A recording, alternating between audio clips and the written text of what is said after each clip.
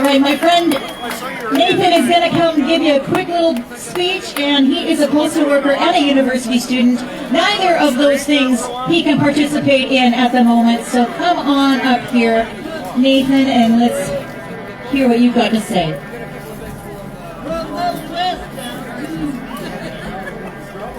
A lot has been said about the kind of people who don't social distance, wear masks, or get vaccinated. We are selfish, stupid, delusional, belligerent, uncaring, racist, narcissistic, and worst of all, we vote for conservatives. I can imagine that must be true for a few of us. Humanity already has its share of bad apples, and it would be disingenuous of me to pretend that everyone in this movement is a paragon of moral virtue. But when people use those terms, whether it's through our enemies labeling us or vice versa, it's done in a way where we really don't have to think about how others came to an understanding of their beliefs. We don't have to think about how a weed-smoking anarchist with New Age beliefs can have something in common with an uptight businessman who goes to church every Sunday, because we can easily write them off without understanding where they're coming from. I remember reading a thread on Twitter somewhere about a class divide that was present in the demographics of those who dealt with COVID. The people who were most cautious in handling the pandemic, following every guideline and getting every shot, were upper-class executives and administrators working corporations. And the people who were the least cautious were working-class warehouse workers, many of them belonging to racial minority groups. When you find yourself in a position of wealth and privilege, you want nothing more in the entire world than to keep it forever. Smart people will find a way to keep their wealth going for generations, making sure their children go to the best schools with the most prestigious degrees so that they can get the best jobs with the highest earning potential, all while ensuring that these kids eat healthy, get regular exercise, and maybe do some traveling overseas. It's a good system limited only by one's ambition, and while there's room for failure, there's not enough room for the kind that derails your life and your legacy. So imagine you're a wealthy corporate vice president at some big tech company. Everyone else on your board of directors has gotten vaccinated out of a sense of duty for the greater good, but you're a little sketched out by the idea of injecting yourself with a drug you don't have complete faith in. At your most recent board meeting over Zoom, some statistics are shared. Not enough employees are getting vaccinated, cases are starting to rise in your area, and you all know it's a matter of time before another outbreak happens within your company.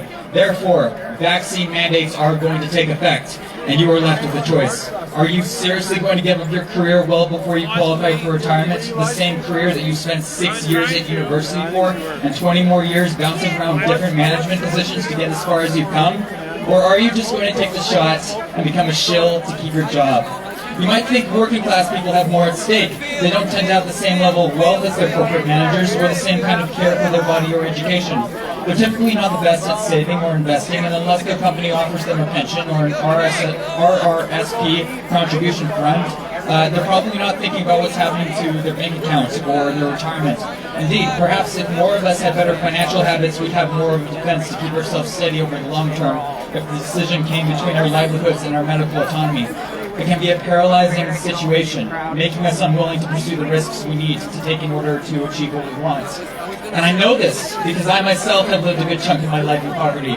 When most of my friends were eating out at expensive restaurants, having fun at a rec center, or going to university, I often stayed at home because I knew I couldn't afford any of it.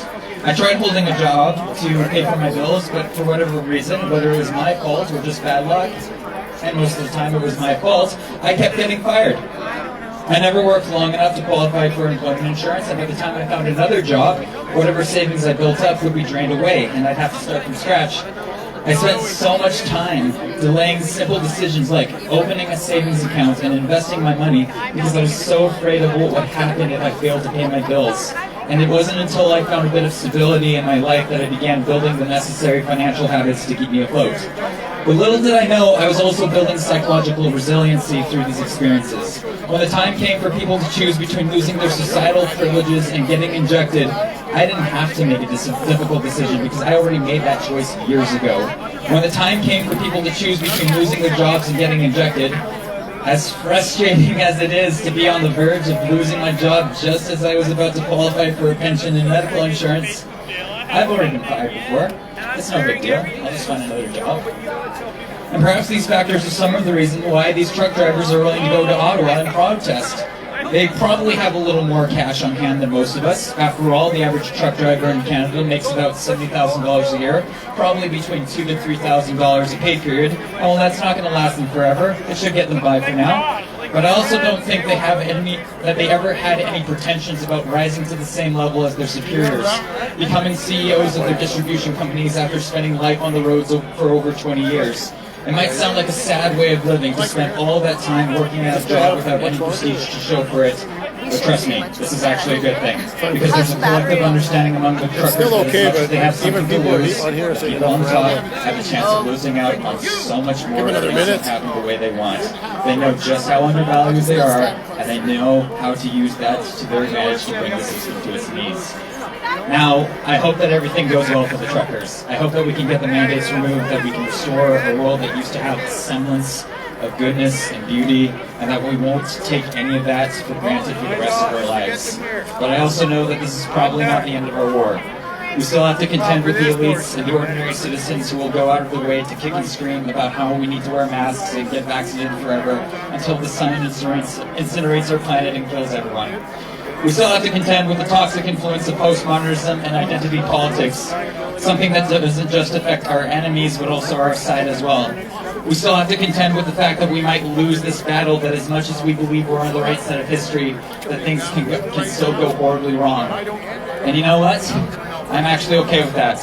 I'm okay with losing everything, again and again, for as long as it takes, if that's what gets people to realize that there's nothing that will stop me from giving up when they have nothing left to take away from me. And maybe the rest of you are the same way.